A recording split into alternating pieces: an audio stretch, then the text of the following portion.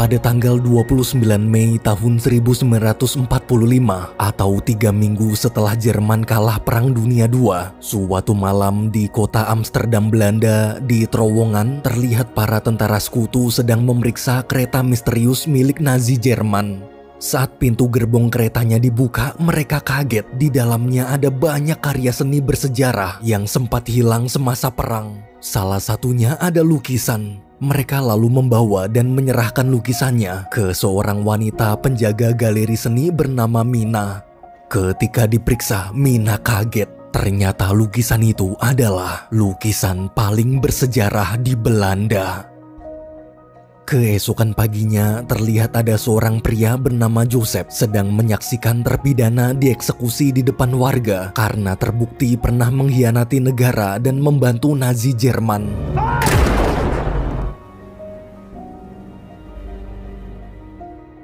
Di galeri seni, Mina menyambut Joseph dan mengantarkannya melihat lukisan semalam. Dari belakang, tiba-tiba teman Joseph yang bernama Decker menyapa. Saat perang, Decker dan Joseph ini satu tim. Mereka berjuang bersama melawan penjajahan Jerman. Setelah saling menanyakan kabar, Joseph cerita sekarang dia bekerja untuk pasukan sekutu. Dia ditugaskan membentuk tim sementara untuk mengumpulkan dan menyelidiki karya-karya seni yang hilang semasa perang, termasuk lukisan di hadapan mereka. Lukisan paling bersejarah di Belanda karya seniman bernama Vermeer. Lukisan itu sempat dicuri dan dijual ke Nazi Jerman. Joseph bilang daripada nganggur, gimana kalau Decker bergabung membantu mencari siapa pelaku pencurinya. Dengan senang hati, Decker menerima tawaran itu. Di tengah obrolan, Mina memberitahu semalam waktu lukisannya ditemukan, di dalam peti dia juga menemukan surat tulisan dari kepala museum. Mina yakin si kepala museum pasti ada hubungannya dengan kasus pencurian ini. Sesampainya di rumah kepala museum, mereka langsung menginterogasi. Awalnya kepala museum terus membantah, namun saat ditunjukkan surat tulisan tangannya sendiri, akhirnya dia terpojok dan mau buka mulut. Kepala museum berkata, jika ingin tahu lebih detail, kalian bisa tanyakan ke seniman kenalannya yang bernama Han. Sorenya, waktu sampai di rumah Han, tanpa basa-basi, Joseph dan Decker memeriksa ke dalam lalu menginterogasinya. Dengan santai, Han menyambut mereka sambil menunjukkan berbagai karya seni ciptaannya sendiri. Han cerita selain melukis, dia juga sempat menjual beberapa lukisan bersejarah ke pihak Nazi Jerman demi bisa bertahan hidup di masa perang. Mendengar pengakuan itu, Joseph pun membawa Han untuk diperiksa lebih lanjut. Di kantor polisi, saat interogasi, Joseph menunjukkan berkas laporan pencurian dan bertanya apa benar Han telah menjual lukisan itu ke petinggi Nazi seharga 1,5 juta gulden atau sekitar 13 miliar rupiah. Tolong ceritakan lebih detail bagaimana Han bisa mencuri dan menjualnya dengan harga sangat mahal, padahal lukisan berusia ratusan tahun itu dilindungi bahkan dijaga ketat oleh pemerintah Belanda. Tak mungkin sendirian, pasti Han bekerja sama dengan orang lain juga. Bukannya menjawab, Han justru berbelit-belit. Karena kesal, Joseph langsung memenjarakannya. Besok paginya dalam sel penjara, Joseph kembali menginterogasi. Sebelum buka mulut, Han minta syarat. Selama di penjara, tolong izinkan dia melukis. Ia janji jika lukisannya selesai, Joseph akan tahu fakta sebenarnya. Meski kesal kenapa harus berbelit-belit, tapi Joseph tetap mengabulkan permintaan Han. Tak lama kemudian, tim penyidik utusan pemerintah datang ke kantor polisi. Di depan gerbang, waktu papasan dengan Joseph, ketua penyidik yang bernama Clark menyapa. Clark lalu menunjukkan surat tugas resmi dari pemerintah sambil bilang mulai sekarang kasus Han akan dia ambil alih. Mendengar itu, Joseph lemas. Namun ketika Clark dan anak buahnya masuk, Joseph buru-buru masuk juga lewat pintu lain.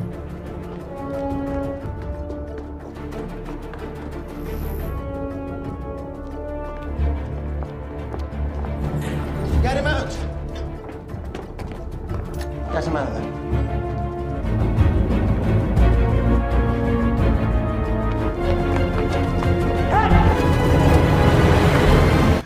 De Klerk wants him. Setelah berhasil membawa Han kabur, Joseph mengurungnya di loteng galeri seni. Joseph mengancam jika mencoba kabur, dia tak akan segan-segan mematahkan kaki Han. Pokoknya Han akan terus berada di sini sampai mau buka mulut dan menceritakan semuanya. Dengan santuy, Han menjawab, "Oke. Oh ya, jangan lupa ambilin peralatan lukis di rumahnya." Agar Joseph percaya, Han membuka sedikit informasi. Carilah pria kenalannya bernama Theo, karena Theo adalah kunci penting dalam kasus ini. Melihat sikap songong Han, Joseph istighfar. Siangnya, gara-gara membawa kabur tahanan, Komandan Sekutu memanggil Joseph ke kantor. Di sana juga ada utusan dari pemerintah. Mereka lalu berdebat membahas siapa yang berhak menangani kasus ini. Beruntung Komandan lebih membela Joseph. Waktu utusan pemerintah pergi, Komandan mengingatkan agar Joseph mengungkap kasus ini secepatnya sebelum pemerintah mengambil alih secara paksa. Ingat, tugas pasukan Sekutu di Belanda hanya sementara. Setelah pemerintahan di negara ini stabil, maka tugas pasukan Sekutu akan berakhir dan Joseph akan kembali menjadi warga sipil biasa. Mendengar itu, Joseph mengerti. Di sisi lain, terlihat Clark bersama anggotanya datang ke galeri seni ingin memeriksa. Tapi karena tak membawa surat perintah, Decker yang berjaga di depan pintu melarang masuk lalu mengusir mereka. Sebelum pergi, dengan emosi, Clark mengancam akan memenjarakan Decker dan Joseph. Besok paginya, di loteng, pacar Han yang bernama Koji mampir sebentar, membawakan peralatan lukis lalu buru-buru pergi. Saat sedang siap-siap, Han cerita sebenarnya dia sangat berbakat. Tapi karena tak siap menahan kritikan dari para kritikus, dia memilih menjadi penjual lukisan daripada pelukis. Mendengar itu, Joseph bodo amat. Yang penting sekarang di mana keberadaan Theo. Dia sudah mencari kemana-mana tapi masih belum ketemu juga. Han menyarankan coba Joseph temui seorang kritikus bernama Dirk. Dirk tinggal di kota Rotterdam. Han yakin Dirk tahu tentang Theo. Siangnya di kota Rotterdam, sepanjang jalan Joseph melihat banyak sekali warga kehilangan rumah akibat perang. Waktu menemui Dirk di kantornya, Dirk memberikan alamat Theo sambil bilang kalau Theo telah meninggal dunia.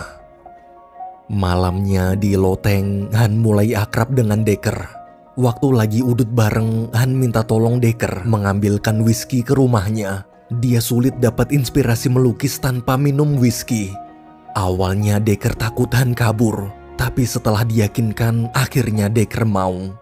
Sementara di rumah Theo, ketika Joseph sedang memeriksa barang-barang, dia kaget kenapa ada lukisan pacar Han, yaitu Koji.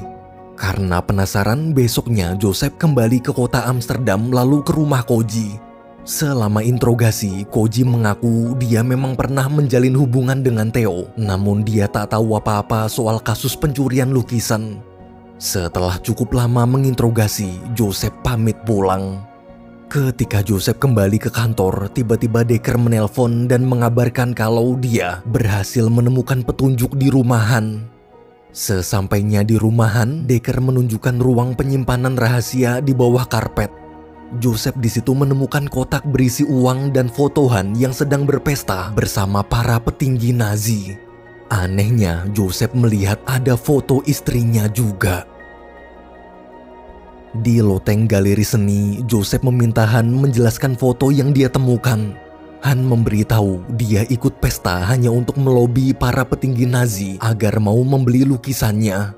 Agar percaya, Han menyuruh Joseph mencari teman lamanya yang bernama Jerome. Berkat bantuan Jerome, dia jadi bisa menjual lukisan ke petinggi Nazi dengan harga yang sangat mahal. Malamnya, Joseph dan Decker sampai di rumah Jerome. Saat tahu ada tentara mencarinya, Jerome kabur.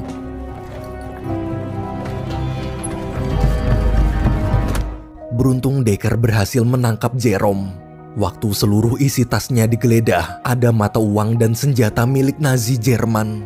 Jerome pun mengaku dia cuma membantu Han memperkenalkan ke petinggi Nazi aja. Tapi dia nggak tahu dari mana Han bisa dapat lukisan Vermeer. Sepulang ke rumah, Joseph minta istrinya menjelaskan soal fotonya bersama petinggi Nazi. Ia sangat kecewa, padahal selama perang, Joseph mati-matian bertempur mempertaruhkan nyawa, namun istrinya malah selingkuh dengan petinggi Nazi. Istri Joseph cerita, jujur selama Joseph pergi ke medan perang, dia dijadikan mata-mata oleh pemerintah Belanda. Ia terpaksa harus menyamar dan mengorbankan tubuhnya untuk petinggi Nazi demi bisa menggali informasi. Mendengar pengakuan itu, Joseph marah besar. Mereka berdua saling berdebat menyalahkan satu sama lain. Hingga akhirnya mereka memutuskan untuk berpisah. Esok paginya di loteng, Joseph curhat ke Han tentang masalah rumah tangganya. Han menasehati apa yang dilakukan istri Joseph nggak sepenuhnya salah. Kita semua tahu bahwa peperangan itu kejam. Istri Joseph hanya menjalankan tugas. Tak ada niat selingkuh sama sekali. Joseph pun terdiam merenung. Di tengah obrolan dari jendela, terlihat para pasukan sekutu sedang mengadakan pawai perpisahan dengan warga. Karena sadar waktunya mepet, Han bilang dia harus segera menyelesaikan lukisannya.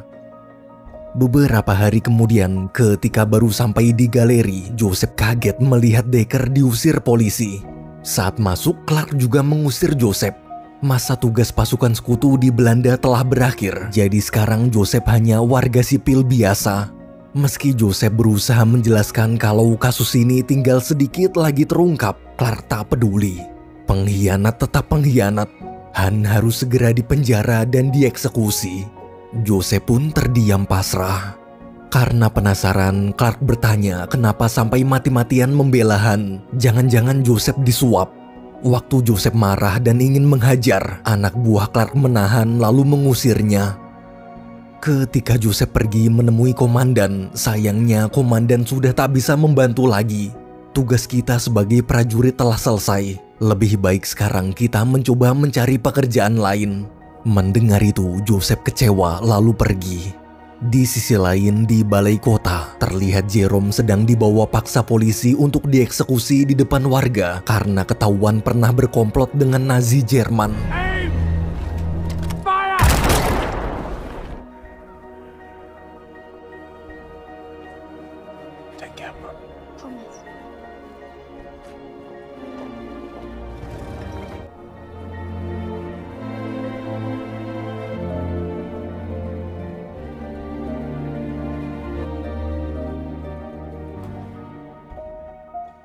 Beberapa hari kemudian, semenjak menjadi warga sipil biasa, kini Joseph bekerja sebagai buruh pengangkut beras di pabrik. Waktu sedang kerja, Mina datang menyapa dan bilang kalau ada hal penting yang ingin dia tunjukkan. Mereka berdua lanjut ngobrol di kafe. Selama ngobrol, Mina memberitahu ada kejanggalan dalam kasus pencurian lukisan Vermeer. Dia menunjukkan 2 foto lukisan kembar Vermeer sambil menjelaskan bahwa lukisan yang Han jual ke pihak Nazi adalah lukisan palsu. Tahun pembuatan kedua lukisan itu berbeda. Ternyata selama ini Han tak mencuri lukisan Vermeer, tapi memalsukannya. Kita harus segera menyelamatkan Han. Namun sayang, sekarang Joseph sudah tak punya wewenang lagi. Mendengar itu, Mina bilang dia punya kenalan seorang pengacara bernama Bernard. Kita bisa minta bantuannya. Malam hari di rumah Bernard, Joseph memperkenalkan diri lalu menjelaskan maksud kedatangannya. Setelah Joseph dan Mina terus memohon demi menyelamatkan nyawa orang tak bersalah, Bernard memutuskan akan ikut membantu. Esok paginya, Joseph mengajak Bernard menemui Han di penjara. Joseph di situ menunjukkan bukti foto lukisan palsu Vermeer sambil bertanya kenapa Han gak ngomong dari awal kalau lukisan yang dijual ke pihak Nazi itu palsu. Kenapa harus berbelit-belit? Han pun senang akhirnya Joseph tahu kebenarannya. Han menjelaskan jika dari awal dia cerita apakah ada yang percaya. Tak semua orang bisa percaya gitu aja kalau dia bisa memalsukan lukisan paling bersejarah di negeri ini karya seniman legendaris.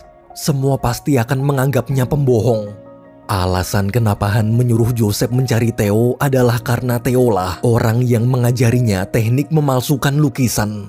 Theo bisa jadi saksi kuat dalam kasus ini. Mendengar itu, dengan berat hati, Joseph memberitahu bahwa Theo sudah meninggal dunia. Han pun syok. Satu-satunya saksi kunci yang dia miliki kini sudah tak ada lagi. Di tengah kebingungan, Han menyuruh Joseph pergi ke loteng galeri seni untuk mengambil lukisan yang berhasil dia selesaikan sebelum tertangkap. Lukisan itu adalah lukisan palsu Vermeer. Malamnya, Joseph dan Decker diam-diam menyusup ke loteng galeri seni.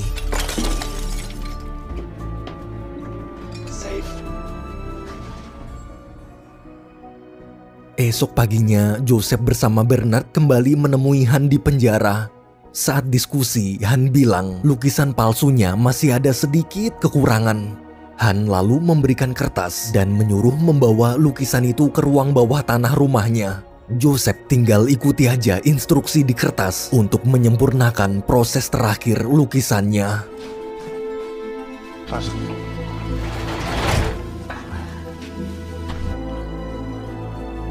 It says to be rough with it.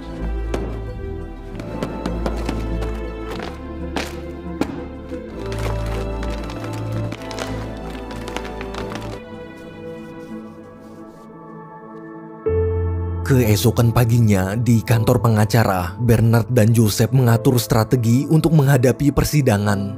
Karena ingatan Bernard buruk, jadi nanti biar Joseph aja yang maju. Bernard cukup memberinya arahan. Di tengah obrolan, Bernard bertanya kenapa Joseph ingin sekali menyelamatkan Han. Joseph pun menjawab, dia hanya mengikuti hati nuraninya. Baginya, perang memperjuangkan kemerdekaan mungkin telah selesai. Namun perang memperjuangkan keadilan selamanya tak akan pernah berakhir. Sebelum pergi, Mina menunjukkan koran yang mengabarkan bahwa sekarang para warga menganggap Joseph sebagai pengkhianat juga karena telah membela seorang pengkhianat negara. Membaca berita itu, Joseph cuma bisa istighfar. Setelah cukup berdiskusi, Joseph, Decker, Mina, dan Bernard berangkat menuju gedung pengadilan.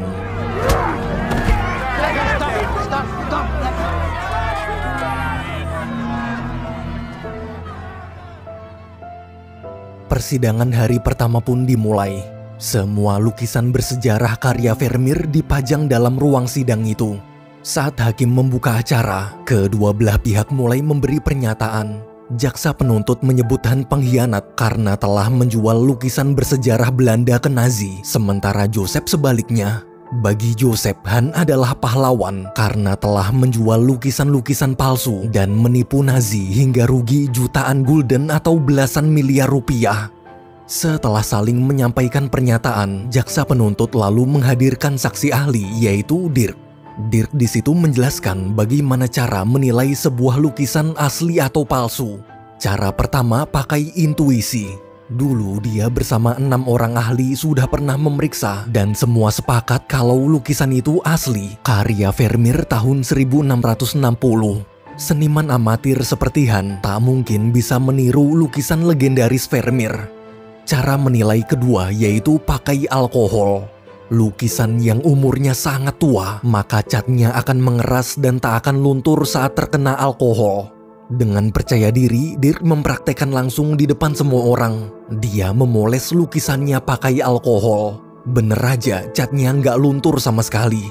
Tandanya lukisannya benar-benar asli.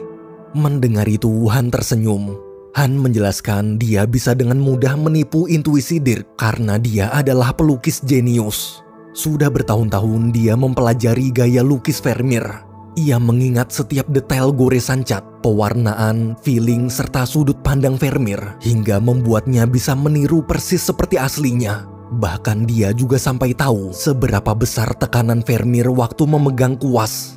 Sedangkan untuk alkohol, sebelum melukis, dia telah mencampur catnya dengan cairan khusus anti-alkohol berbahan plastik bernama bakelite. Jadi meski disiram alkohol sebanyak apapun, lukisannya tak akan pernah luntur. Ia juga memakai kanvas yang dibuat khusus seperti kanvas berusia ratusan tahun. Mendengar penjelasan Han, semua orang kagum. Namun waktu sedang menguasai jalannya sidang, tiba-tiba jaksa penuntut membuka fakta baru. Jaksa menunjukkan bukti surat yang bertuliskan bahwa Han terdaftar menjadi anggota resmi Partai Nazi. Seketika semua kaget dan mulai meragukan ucapan Han sebelumnya. Selesai sidang di penjara, Joseph marah-marah. Kenapa nggak bilang kalau Han pernah bergabung dengan partai Nazi? Padahal tadi kita sudah menguasai jalannya sidang, tapi gara-gara masalah ini posisi kita jadi terpojok. Han cerita dia terpaksa masuk partai Nazi hanya agar bisa berkenalan dengan para petinggi Jerman dan menipu mereka. Tak ada sedikit pun niat untuk mengkhianati negaranya sendiri. Besoknya sidang hari kedua digelar. Kali ini giliran saksi dari pihak Joseph. Joseph menghadirkan mantan istri Han dan pacar Han yaitu Koji. Namun waktu sedang memberi kesaksian, karena jaksa penuntut terus menghujani pertanyaan-pertanyaan tajam, kedua wanita itu gugup dan terlihat meragukan. Joseph pun lemas. Malamnya Joseph frustasi sambil terus memikirkan bagaimana cara memenangkan sidang. Besoknya di sidang terakhir, Decker membawakan lukisan Vermeer lain. Setelah lukisannya dipajang, Joseph meminta Dirk menilai keasliannya. Ketika diperiksa dengan percaya diri, Dirk menyatakan bahwa lukisan itu 100% asli karya Vermeer yang berusia hampir 280 tahun. Joseph lalu menjelaskan kalau penilaian Dirk salah. Tak mungkin usianya 280 tahun karena Han baru aja menyelesaikan lukisan itu selama bersembunyi di loteng galeri. Para hadirin di persidangan pun kaget. Demi membuktikan ucapannya, Joseph berencana ingin menyiram lukisannya pakai air keras. Saat luntur nanti kita semua akan melihat ada tulisan nama Han. Namun jaksa penuntut melarang, jangan nekat. Dia tetap lebih percaya Dirk. Penilaian seorang ahli tak mungkin salah. Jika ternyata lukisan itu benar-benar asli karya Vermeer, maka kita akan merusak karya seni bersejarah Belanda senilai jutaan gulden. Di tengah perdebatan, hakim menyuruh kedua pihak ke ruangannya sekarang juga. Di ruangan hakim, Joseph dan jaksa penuntut masih terus berdebat.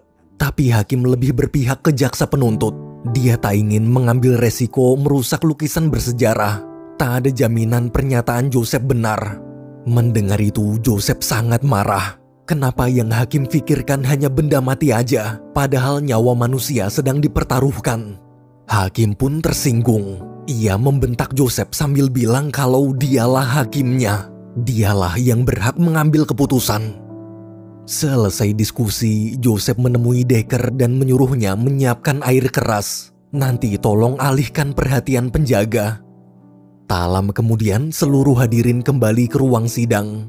Di momen itu, tanpa pikir panjang, hakim yang masih marah langsung memutuskan Han bersalah dan besok Han akan langsung dieksekusi. Sentence him to death. Sentence. Breaking with the enemy. Wartime.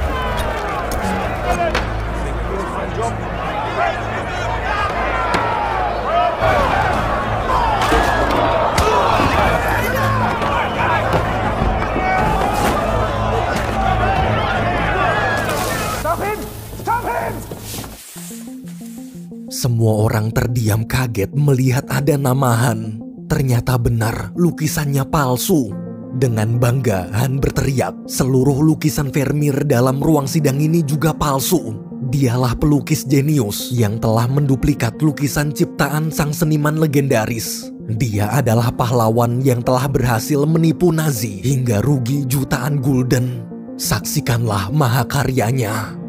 Mendengar itu, semua akhirnya percaya.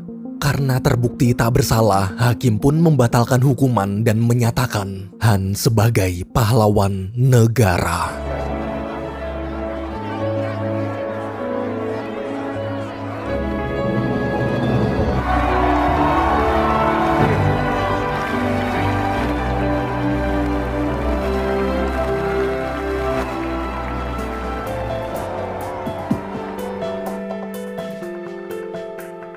Malam harinya, Joseph, Decker, Mina, serta Bernard minum-minum di bar untuk merayakan kemenangan mereka. Besoknya di rumah, ketika Joseph sedang beres-beres, Clark datang berkunjung. Clark mengucapkan selamat sambil memberikan sebuah buku milik Han.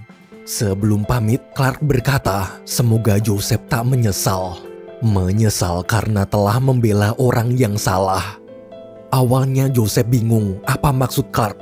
Tapi waktu membaca halaman depan buku itu, dia kaget kenapa ada ucapan selamat spesial ditulis langsung oleh Hitler atas segala pengabdian Han pada Nazi. Joseph pun pergi ke rumah Han. Saat bertemu, Han menyambut hangat. Ia sangat berterima kasih berkat Joseph dia bisa bebas. Bahkan sekarang nama kita berdua terkenal di mana-mana. Kita dianggap pahlawan negara yang berjuang lewat jalur seni. Di tengah kegembiraan, dengan tatapan dingin, Joseph minta Han menjelaskan tentang tulisan Hitler di bukunya. Seketika Han terdiam panik. Karena terlanjur ketahuan, Han akhirnya jujur. Dulu waktu Perang Dunia II berlangsung, dia tak hanya sekedar menjalin relasi dengan para petinggi Nazi aja. Namun selama menjadi anggota partai Nazi, dia terpaksa harus berperilaku seperti Nazi sungguhan. Artinya, dia terpaksa harus ikut membantai para kaum Yahudi. Bahkan dia pernah dipaksa untuk membakar bayi hidup-hidup. Mendengar pengakuan barusan, Joseph kecewa, sangat kecewa. Lalu pergi meninggalkan Han. Sepanjang jalan, Joseph terus merenung. Hingga akhirnya dia memutuskan untuk mulai menata masa depan. Bagaimanapun juga perang telah berlalu. Joseph pun membakar buku Han dan mencoba memaafkan semua yang telah terjadi. Termasuk memaafkan sang istri. Joseph lalu pulang kampung menjemput istri tercintanya. Film berakhir.